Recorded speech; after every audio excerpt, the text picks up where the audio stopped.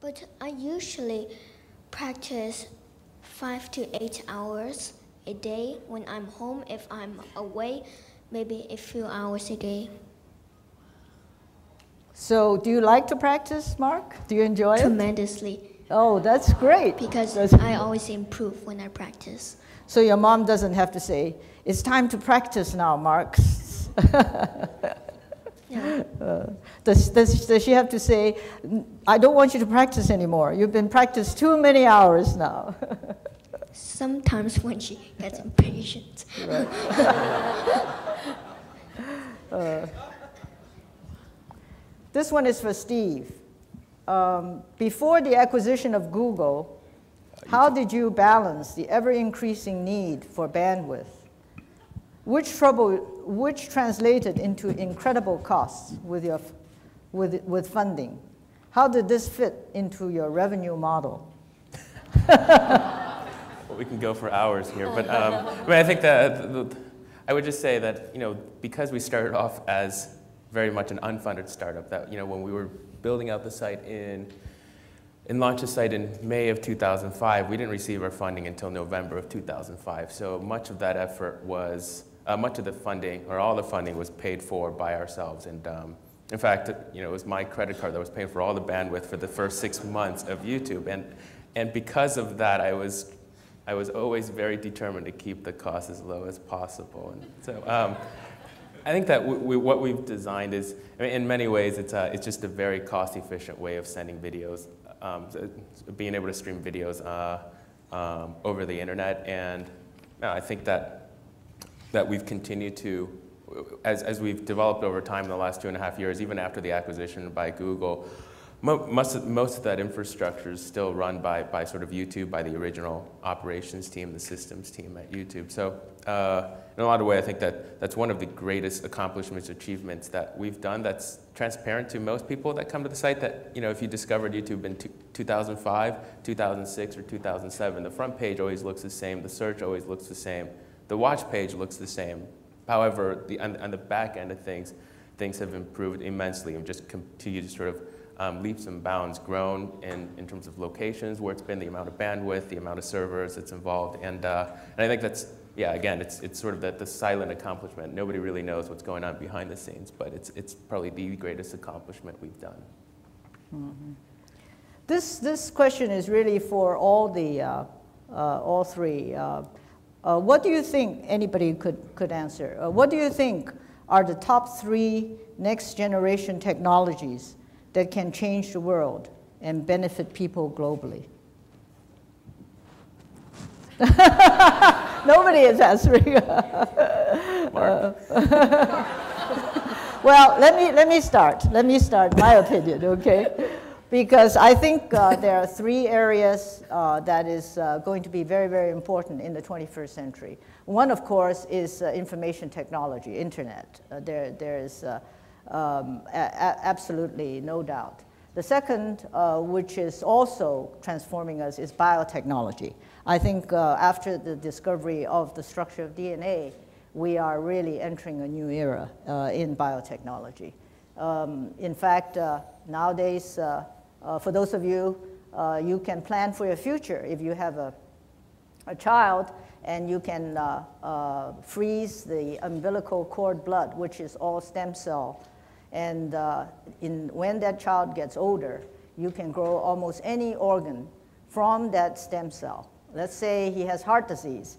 You can grow a new heart from that stem cell. And this is I'm a physician, but when I was practicing, it's something that is undreamt of.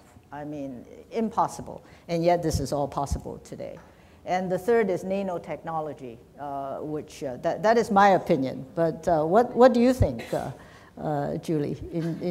Or am I putting you on the spot? Absolutely. I think there's at least 2 more qualified people to respond on the panel. I mean, I feel, like I said, I sort of feel like the dinosaur on the panel in terms of, I grew up before everyone had a home computer in their house. I typed high school reports on typewriters. I learned to type on a typewriter. And I think one of the concerns is obviously just the gap, right? What people call the digital divide. I don't have an answer to the question so much as I think that one of the issues that we will have to address as a society is, I think it's absolutely true that technology has become cheaper and it's become more accessible, but there's still a huge amount of the population, both in this country and in others, where they don't have access. And then it becomes a question not just of having the computer, but the knowledge gap that results, especially as things develop in this vast, this steep ascent that Steve has described. So I think that's going to be a challenge, a tremendous challenge for us as a society, given the importance of technology in the ways you described, Adeline, and in in every industry, every area of work that we do. Mm-hmm.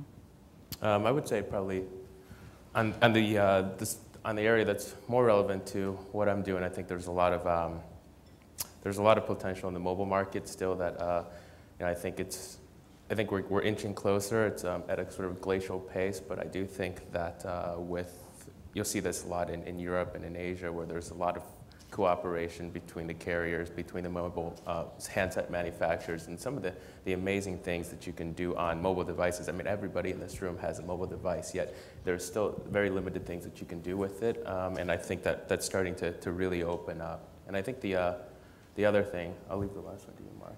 I think the other one is, I think there's a lot of interesting things with sort of renewable energy sources and just global environment. And some of I think there's, personally, I don't know much about the technologies there, but I'm sort of dying to figure out. I'm working with some of those guys about trying to just find one form of renewable energy source that's going to be cheaper than the oil and gas today.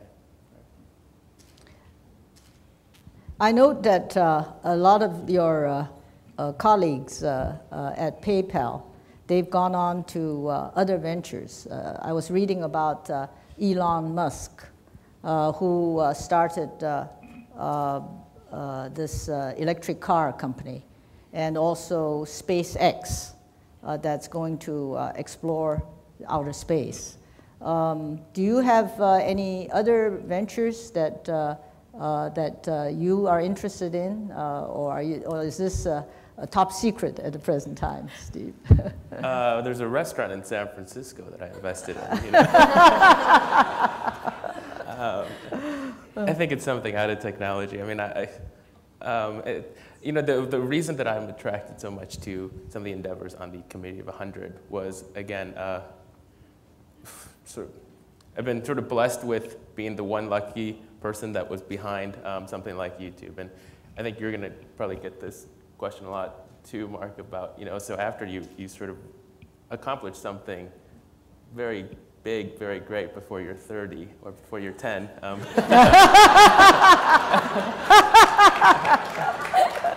The question is sort of what next, And I think that I think it's important to always keep.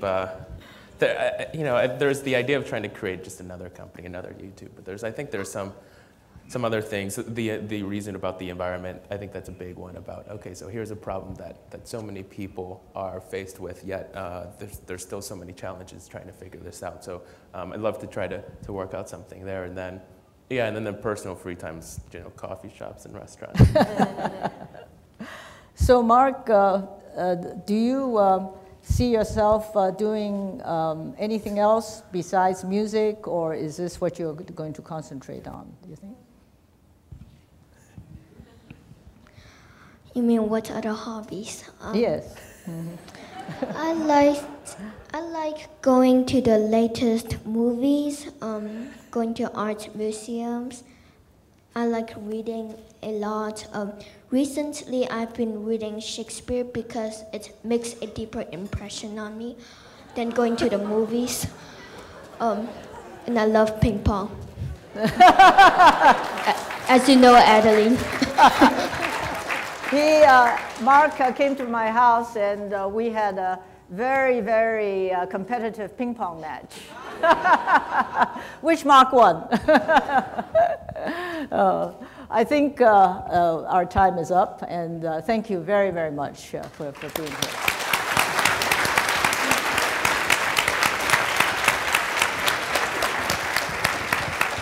Thank you.